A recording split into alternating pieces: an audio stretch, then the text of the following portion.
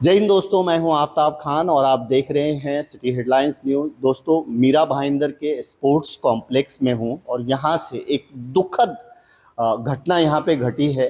एक 9 वर्षीय 9 से 10 साल उम्र बताया जा रहा है बच्चे का, उसकी स्विमिंग पूल में डूबने से दुखद मौत हो गई है। इसका बहुत दुख है हमें। इनिशियल जानकारी ऐसी मिली है कि करीबन समर कैंप के लिए बच्चे आए हुए थे यहाँ पे, जो स्विमिंग के लिए आते हैं, और 35 से 40 बच्चे थे, बड़े छोटे उम्र के थे। और इसी दरमियान कहीं ना कहीं उसकी डूबने से, 9 वर्षीय बच्चे की डूबने से दुखद मौत हो गई है। हमारे साथ है प्रदीप जंगम जी, जिन्होंने स्पोर्ट्स कॉम्प्लेक्स के लिए न जाने कितनी लड़ाइयाँ लड़ी है, यहाँ के सुविधाओं के लिए, नागरिकों के लिए। वो हैं, उनसे बात करते हैं कि इस दुखद घटना पे आप क्या कहेंगे प्रदीप जी। सबसे पहली बात तो ये जो 9 साल का बच्चा है, शायद से उसका सरनेम कुछ मुथा करके नज़र में आया है। उसकी यहाँ पे मौत हो गई करीबन एक 10:30-11 बजे। 1.5 घंटे तक स्पोर्ट्स कॉम्प्लेक्स वाली जितनी भी मैनेजमेंट टीम है, उन्होंने पेरेंट्स को इन्फॉर्म नहीं किया है। ये मुझे इन्फॉर्मेशन मिली कि उनको बताया नहीं गया कि आपका लड़का डेथ यहाँ पे ही हुई उसकी, इसी स्विमिंग पूल में। अगर समर कैंप आप ऑर्गेनाइज करते हैं तो आपको कम से कम 2 लाइफ गार्ड तो रखनी चाहिए। लाइफ गार्ड के इक्विपमेंट आप देखेंगे यहाँ पे नहीं अवेलेबल। उनके पेरेंट्स पेरेंट्स तो नहीं रहेंगे, चलो जिम्मेदारी तो मैनेजमेंट की है, मैनेजमेंट के कोई भी यहाँ पे अवेलेबल नहीं था।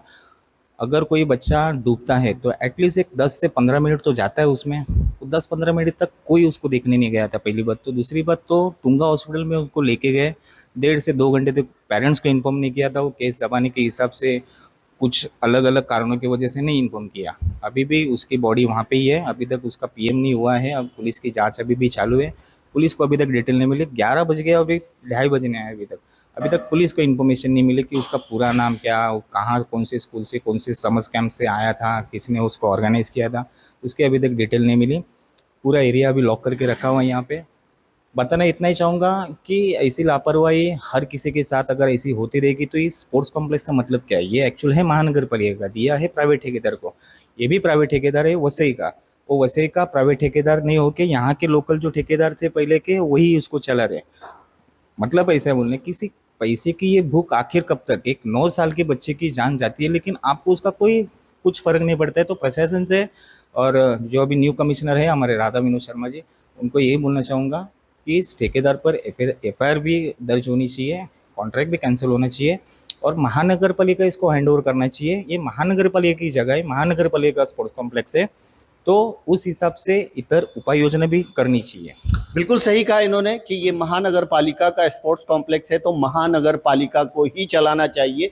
पैसे के लिए वाया वाया किसी ठेकेदार को दे देना, और ठेकेदार की ही नेग्लिजेंसी मानी जाएगी कि उन्होंने, अगर 35 से 40 बच्चे समर कैंप के लिए आए हुए हैं तो उसका उस तरह से आयोजन होना चाहिए, वहाँ पे लाइफ गार्ड होना चाहिए। इन्होंने बहुत सही कहा कि लाइफ गार्ड होते तो शायद ये नौबत नहीं आती, और अगर लाइफ गार्ड होंगे और हो सकता है उन्होंने ध्यान नहीं दिया, तो ये भी बहुत बड़ी नेग्लिजेंसी है। इन सब चीज़ों पे ध्यान देने की ज़रूरत है, क्योंकि ये एक कोई छोटी घटना नहीं है। एक 9 वर्षीय मासूम बच्चे की दुखद मौत से जुड़ी हुई घटना है। दूसरा, हमें जो पता चला कि अगर मैं आपको ये दिखाऊं, ये जो स्विमिंग पूल है, ये बड़ा स्विमिंग पूल है। समर कैंप के लिए इस स्विमिंग पूल का इस्तेमाल किया जा रहा था, और अगर यहाँ पे दिखाऊं मैं, तो ये छोटा स्विमिंग पूल है। तो बच्चों के लिए छोटे स्विमिंग पूल का इस्तेमाल क्यों नहीं किया गया, ये भी एक बहुत बड़ा सवाल है।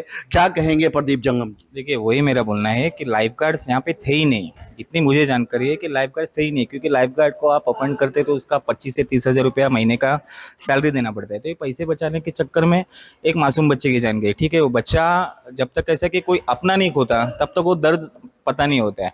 आज एक गया है, कल वापिस अगर 4 जाएंगे तो इसका जिम्मेदार कौन? तो कहीं ना कहीं ये कार्रवाई होनी चाहिए, रूल्स रेगुलेशंस होने चाहिए इसके लिए। और लापरवाही की ये कीमत एक आज एक फैमिली को आज चुकानी पड़ रही है। हालांकि ये सबके ऊपर प्रशासन का कंट्रोल नहीं है। ये स्पोर्ट्स कॉम्प्लेक्स जब से स्टार्ट हुआ तब से प्रशासन का कोई कंट्रोल नहीं है इसके ऊपर। तो ये उपाय योजना करनी चाहिए थी, और इसके लिए हम लोग ने जो स्पोर्ट्स कॉम्प्लेक्स का विभाग है, क्रीड़ा विभाग है, उनको भी हम लोग ने बहुत बार इंटीमेट किया था कि वहाँ पे अनाप शनाप पेमेंट्स भी रिसीव किए जाते हैं, उधर कोई उपाय योजना नहीं है। लेकिन क्या है, जब तक कोई हादसा नहीं होता तब तक लोग जागते नहीं। लोग भी जागते नहीं और प्रशासन भी कोई फर्क नहीं पड़ता। प्रशासन कल क्या करेगा?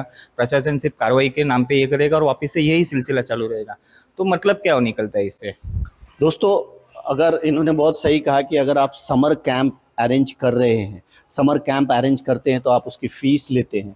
जब फ़ीस लेते हैं तो उसकी सुरक्षा की भी जिम्मेदारी आपकी होती है। और सबसे बड़ा तो नेग्लिजेंसी यहाँ पे यही दिख रहा है कि 9 साल के बच्चे अगर स्विमिंग के लिए आए हैं, समर कैंप के लिए आए हैं और उन्हें जो है छोटे स्विमिंग पूल में नहीं करके बड़े स्विमिंग पूल में कराया जा रहा है, तो ये भी एक नेग्लिजेंसी है और ये एक बहुत ही दुखद घटना है जो मीरा भाईंदर के स्पोर्ट्स कॉम्प्लेक्स से आई है। हम भी प्रशासन से यही मांग करेंगे कि ये जिसकी भी नेग्लिजेंसी से ये दुखद घटना घटी है, उस पे कड़ी से कड़ी कार्रवाई होनी चाहिए और आगे के लिए इस तरह का प्रिकॉशन ज़रूर अपनाया जाना चाहिए, जिससे भविष्य में किसी और मासूम बच्चे की जान इस तरह से ना जाए। अगर आप भी अपने बच्चों को समर कैंप वगैरह में भेजते हैं तो इस बात का ध्यान दीजिए कि जहाँ पे आप भेज रहे हैं क्या वहाँ पे सही सुविधा है या नहीं है, चाहे वो प्राइवेट हो चाहे वो सरकारी हो। अंत में इतना ही कहेंगे, आप सब अपना ख्याल रखें, एक दूसरे को दुआओं में याद रखें। Thank you so much.